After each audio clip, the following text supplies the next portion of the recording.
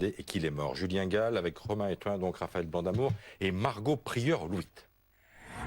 Le charpentier, âgé de 19 ans, intervenait sur le toit d'un chantier hier lorsqu'il a été pris d'un malaise. Transporté à l'hôpital, il est décédé cette nuit. L'homme était connu et apprécié dans sa commune. Les entreprises qui sont originaires de Moldavie, sont très bien estimées dans la région. C'est des gens qui sont très travailleurs, qui s'écoutent pas. Selon la préfecture, le décès est lié à une hyperthermie, un grand coup de chaleur, bien que les enquêteurs cherchent à déterminer si d'autres facteurs ont pu causer la mort.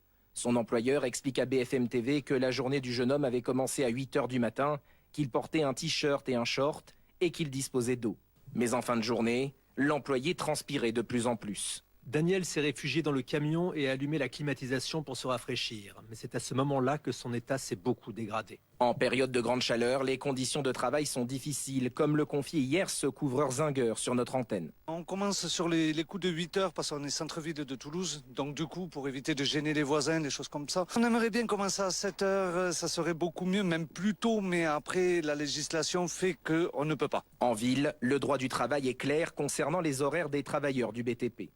Lorsqu'on travaille en ville, on ne peut pas faire de bruit avant 8 h. Et donc difficile de décaler le début du travail des ouvriers du BTP. Interrogée hier par BFM TV, la ministre de la Santé Stéphanie Rist expliquait que des aménagements d'horaires par territoire peuvent être décidés par les autorités locales. Dans la Drôme, une enquête a été confiée à la gendarmerie de Crest. Une autopsie doit avoir lieu dans les prochains jours.